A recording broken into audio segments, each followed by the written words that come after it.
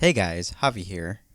Um, that's really weird for me to say. I'm very used to saying carbons here, but the point is, welcome guys back to today's mini episode on the Strangers Podcast. The reason why we have a mini episode today is we decided as a group that we're going to release our episodes, or like I guess record our episodes as well, every 2 weeks.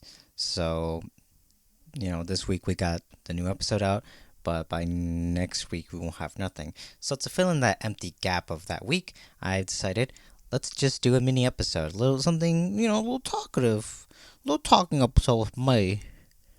So yeah, I'm flying solo today, and I guess I'm gonna call it the Loner Speaks for these mini episodes. I guess I don't know. It's a working title. I don't know what I'm thinking. So in these mini episodes, I'm going to be mostly talking about things that interest me more or things that I'm able to talk about with you guys, such as one, as gaming. I don't know if you guys already heard the first episode, but I explained one of my hobbies. I'm a gamer. I game, bro. So I pretty much have an expertise in history of video games, or I have a big collection of games that I play. So I don't mind sharing stuff about that. Maybe some things that popping up in the news of gaming. Things are things are looking crazy, am I right? I don't know. But yeah, stuff that mostly I'm willing to be able to talk with you guys, mostly about gaming, of course. Because about our whole group, they do play games, but it's more like they play multiplayer games than just, you know, actual single player games. I do have my fair share of other games that are multiplayer, but I mostly have an experience with like single player games. So with that, let's jump into whatever I got prepared. So the first thing I want to talk about is the news that, well, it's already been out for a while, and we're already going to get a release date of it by the 14th, and that is Steve from Minecraft joining Smash Brothers. I haven't really given my full opinion about this, but to really say how I feel when I saw the announcement of it, I it did not feel natural to me. Like watching the trailer and watching Sakurai talk about it, I just felt every time I just felt uneasy just knowing that Steve was there. And what I mean by uneasy, that feeling, I'm not saying that I hate Steve or like, oh, why did you choose this character? That could have been chosen like bunch of those characters. No, I felt uneasy because it's like Steve does not look naturally. He just doesn't look like he's just there. He's just I'm Steve. I'm Steve. He's just weird being in Smash when all everybody else is just normal. But I mean, we'll talk about that part. That how he doesn't feel like part of Smash. I don't know. It's kind of weird. A lot of people are mixed about it. Honestly, Smash Ultimate has become, it's just coming out with new surprises for me because with these new characters coming out, I have never thought in my life that we will see characters that will never ever come in Smash. I think one of the big ones, well, there's a couple big ones that came out. Like the obvious one is probably Banjo and Kazooie. Like I wanted them in Smash, not as like ever since the beginning. Like I thought, you know what? Yeah, I never really thought about Banjo Kazooie. Yeah, they could definitely be in it. I don't know how, but they should put him in there. And when Smash Ultimate came out and I saw the reveal trailer Banjo Kazooie, I kid you not, I was screaming the whole time. I was so excited. I was so happy. I wanted to cry because I was so happy to see Banjo Kazooie coming back after many years of their series just being put down. It's a real shame, but seeing them coming back into Smash Ultimate is such a heartwarming feeling. And immediately my heart was just pouring out nostalgia. Just remember the good times, the music, the characters, the worlds. Oh my god, I just wanted to cry, man. It's so beautiful. And I feel like I don't know what to expect anymore for Smash Ultimate because they clearly beat my expectations. They clearly showed me they got a lot of surprises, and you know what? I'm just, I'm just shocked. And with Steve, it's also another thing. It's like, no way, he's in it too. This has gone crazy. We don't know who could be the next one, and it's stupid to me. I keep hearing all the time when people are making predictions. I don't like predictions. It's just like take whatever you got. I mean, there's some characters that people did not like seeing, such as Byleth or maybe Piranha Plant, because they already we already got a bunch of characters from those series. Like, all right, we need something else. We need a new character from a new series we already don't know. But hey, I'm happy with whatever characters we got. So I'm to me it's like more of like, oh cool, new character, nice. New series, nice. New stage, nice. A lot of nice things. I don't complain about it. But with Steve here, as I was mentioning, there was an uneasy feeling about it, and I think a lot of people probably felt the same way. Like Steve doesn't belong in this game. It's like it doesn't make sense. But if you actually think about it, Sakurai has always put weird characters that you wouldn't really think that could be in Smash. I mean, one that I just mentioned, Piranha Plant. That's just a freaking plant that you just kill. Like, how is that supposed to be a Smash character? And you know what? Sakurai made it work. And you know what? He made so many references to all the other kinds of piranha plants in that game. So he knows what he's doing. Another weird characters like Mr. Game and Watch was the very first one of those weird characters that nobody really thought of. I think when I was a kid, when I first played Melee, and I saw Mr. Game and Watch, I thought I liked his character because he was simple. He was like nice color. He was 2D. I don't know. Something about it just made me like the character more. But after knowing about his history, that he came from a long time ago when Nintendo before they became a video game company, it's crazy to see him appear in Smash now. And all his attacks are references to to all of his games. So now it just makes sense now, you know? And then Brawl came out, and then we got more weird characters. Oh yeah, I also forgot to mention Ice Climbers. Sure, they got hammers, but you don't really think that they would be in Smash. Like, what do they do? You're going to smack their hammer, but Sakurai also made that one work. And then in Brawl, we got freaking Rob, another Nintendo, like another thing that Nintendo has created a long time ago. Because Rob was a toy, was bundled with the NES and Nintendo Entertainment System, and that came with like only two games with it, and you can manipulate with him with Rob and stuff like that. So I didn't really, you wouldn't really think about it. Like, Rob, are you sure? Like, is Smash high? I mean, maybe, but the point is like another character you wouldn't really think about, and again, they made it work. It's crazy. Even Olimar, another character in Brawl, you wouldn't really think it was like he can make in Smash. Sakurai again made it work. Like, it's just weird. And then there's more characters, on down the line with Smash 4. We got Villager, we got Duck Hunt. I kid you not. I'm like looking up my amiibos because I have some of the amiibos from Smash, and I'm just trying to figure out like is that all the weird characters that were in it? Okay, no, okay, that's all we got. So yeah, but yeah, Sakurai has always put characters that you wouldn't really think that could be in Smash, and somehow it makes sense. He makes it work. He's got an idea for movesets, and they've changed, as time went on as well. They got better moves, they got better setups, and again, you wouldn't really think about it, but Sakurai knows what he's doing, I guess. And yeah, Steve, he's just a weird character to be in Smash because like it's a game mostly made of creativity, and you're just building blocks, building places and stuff like that. So it's just, again, it's something you wouldn't really think of a character making it because he doesn't really have moves that can attack. He just has things. He has a sword, a pickaxe, and a shovel, but like I guess that's it. I don't know. But Sakurai has made it possible with all these kinds of moves. With the cart and the crafting, and then TNT. Oh my god! And like, there's so many things you can do to literally like block characters. Like, Steve might be a broken character because he can block people's recoveries and also set up real good edge traps. He might be even better edge guarding, but I mean, it's gonna take a lot of time, honestly, to really get the hang of him because like you don't know how good he is. So yeah, Steve and Smash. Can't believe that's happening. Well, anyway, let's move on to our next topic. And right now, I only prepared one that I feel like I could be comfortable with, and then I do want to share something with all of you that a game I've been playing, and I want to share my experience on it. So, one topic that I found, or something I can talk about, is, does anybody else feel or know when is it going to be a good day?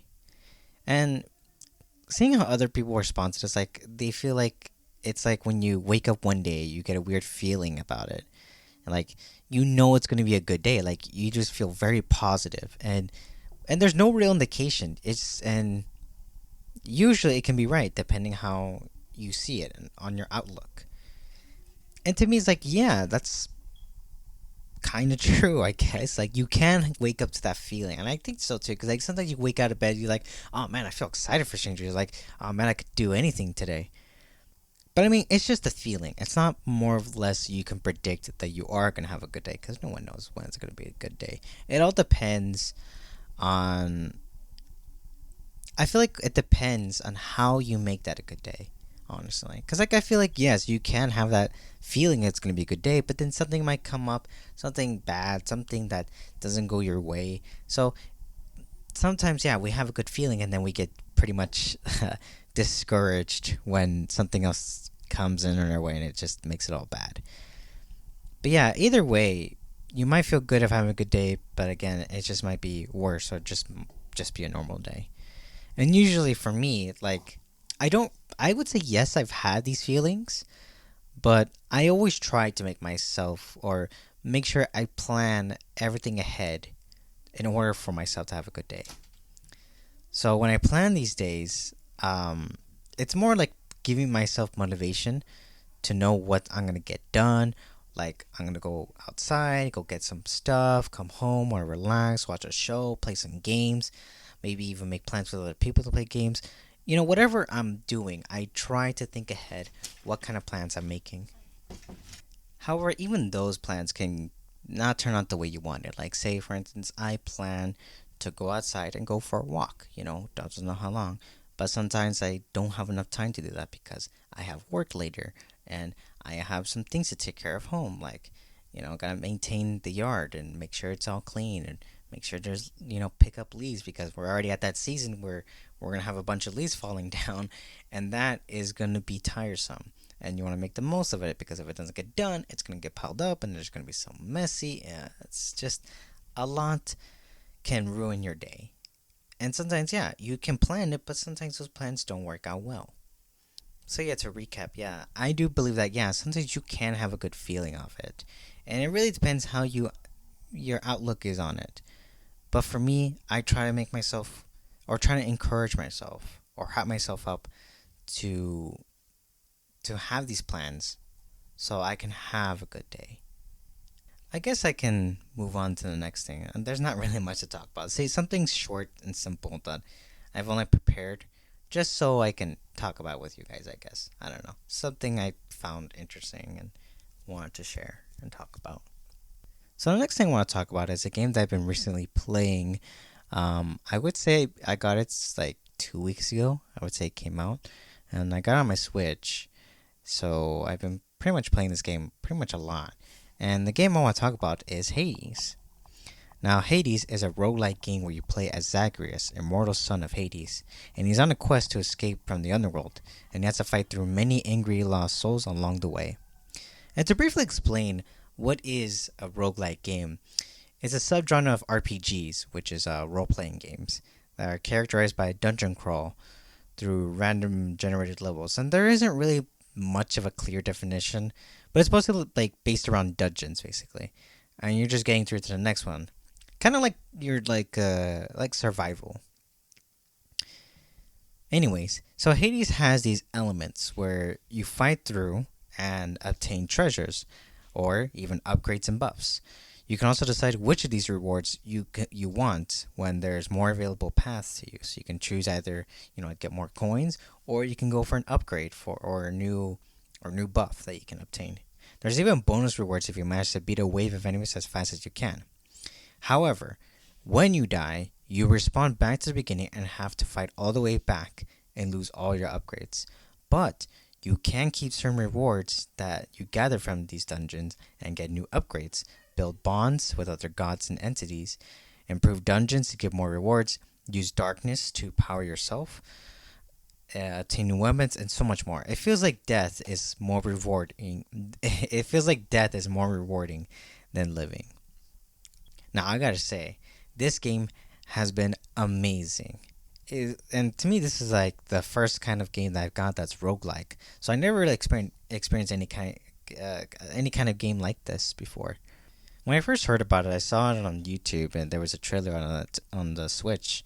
I don't know if I watched it or if it was part of like a treehouse event or something. But basically, I watched the trailer, and somehow the animation on it was amazing. Like there was some gameplay on it, and it looked okay. I guess I don't not okay. I don't know how to describe it. I didn't pay too much of the gameplay, honestly, but seeing how the animation was for it, like to introduce it, it looked pretty cool. Cause I mean, my first playthroughs, like they were pretty tough, honestly. Some of the characters and or some of the enemies. Even I couldn't get through the first boss, and I felt really like defeated on that. And but you are limited at first, though. You only get to start out with a sword, so you can't get any other weapons until you obtain more keys. You do have like only like 50 points of health, so you're pretty much kind of yeah a little bit limited, but not too much. But yeah, but like getting those upgrades really do help out because the next time you beat that first boss, you are able to get to the second boss. But then that happens again. You die because of that second boss because you don't have certain upgrades or maybe you didn't get certain stuff. Like there's always like something you can also like you. It doesn't punish you that badly when you die. The only punishment is you have to start all over again. But you have like better opportunities to try something else. There's so many things you could do differently. You could try to use a different weapon or equip something else that can give you better chances of like upgrades or better health. Lots of stuff. But honestly, the gameplay is really fun. But also not just that. Even the characters are really interesting. Like they have such great voice actors. They have such great personalities. Each of the characters that you talk to with. Even like there's a narrator that speaks, and it's funny because like sometimes Zagreus will like I don't know. He will like backtalk him or like talk more about that. I guess I don't know some way or a little like something little like small banter about it, small talk. It's sometimes funny, but it's also sometimes like really interesting. There's like so many things to talk about in this game, and there's so much to go through. They have like so many things on it, such as all these upgrades, weapons. There's so many more other details I can explain, such as even increasing like not as I was mentioning, not only improving dungeons, but you can also improve your uh, where you start up. Like, cause like you start into back at your home, uh, with Hades, so you can like make the chambers look nicer, add some decorative stuff. It's there's some customization to it. Um, Even to your bedroom, I guess it's kind of funny when seeing it, but yeah, they made it seem to work. Even the weapons have a lot of variety to it. Like there's a shield kind which I don't think I've unlocked it yet, but I wasn't really interested in getting it. So and yeah, there's a sword, but it has like basic stuff to it. There's also I tried out with a bow because I would felt like I'm much more better fighting in distance. And at first I was going alright with the bow, but I realized it got a lot much harder to use since a lot of the enemies much more like when the levels get harder, they tend to be more up close, so it's kind of tough to really just hit them from a distance when they're all up in your face. On the bow, you're very limited. Like you leave yourself vulnerable to like trying to kill them because you're trying to charge up your bow to get better damage. So even that's a little bit tough. So I switched to a spear, and that one was really great because it puts a lot of good distance between you and the enemy. And it's very fast, and also has like somewhat of projectile, but also that projectile could be upgraded to destroy enemies that have armor, which does major damage and eats those shields up real fast. And since I'm talking about a little bit more about like the setup I usually like, there's also one of the upgrades, and those upgrades are usually surrounded by the gods you meet, such as Ares or Zeus, Poseidon, Aphrodite, all these other kinds of gods you meet. The only setup I really like, or the upgrades I really enjoy, is Ares, who is the god of war, and his upgrades have most are surrounded with the doom effect, and that is like once you hit an enemy, you leave a doom effect on them, and like in about a second, it explodes and it gives them more damage. So you inflict more damage when you attack them. There's many other things that the upgrades can do. They can also improve your dodges, give you better specials, or even like granting you like some kind of like god call, which is allows you to deal out more damage to enemies. Either you puts you in more, makes you more invincible, or just have like things raining down, like arrows or lightning bolts, whatever your preferences are. For me personally, I really like more of the calls when you are able to be invincible because leaving yourself exposed is pretty dangerous. And when I was doing research on it too, like I saw like it was 10 out of 10 on Steam. I was like, "Yo, what? This game is perfect." And it really is. So, if you guys have a Switch or you can also pick it up on Steam, go ahead check it out. I would recommend this game. This game's really fun. It's addicting at first. Uh, well, okay, okay. Well, it gets addicting later on. It doesn't get addicting first. It will get to that point, and it may be tough to get through the fights and the bosses, but don't worry. You know, when you die, you have better chances of getting it through all those other dungeons. So, yeah, I highly recommend you guys try it out. I don't know what other consoles it's on, but hey, if it's on maybe PS4 and Xbox, get that too, I guess. So yeah, guys, that's pretty much all that I got prepared today for this the Loner Speak section, the mini episode for the Strangers podcast. So yeah, I mean, I wouldn't say this is the most best thing I can do by myself. I mean, there's probably other a lot of other things I could talk about, but for now, I just want to leave you guys with something small and brief. Um, this might change in the future, but you know, we're still figuring things out. You know, this is our first podcast, so you know, we're not really professionals. We're just a couple people who just want to do something fun together. So yeah, guys, this is gonna be it. Be sure to give this a like, and if you like what you're watching and listening, be sure to subscribe. I almost forgot how to say subscribe. We're also working on getting it on Spotify and Apple Music. So if you have those services, they're also available. Hopefully by now. So the first episode should be already having its already released there. So if you want to go listen to it, go ahead check over there. Also on Apple Music as well. We'll see what other services, but please let us know what else you where else you want to listen to. And also, yeah, if you have any like questions or something you guys want us to talk about specifically, be sure to let us know in the comments and on the YouTube side. So yeah, but but anyways, that's gonna be it for today, guys. I hope you all have a wonderful day. Take care of yourself out there, and yeah, see you next week when we're with the whole gang and it's just not me and not figuring out what to say. Alrighty then. Bye bye.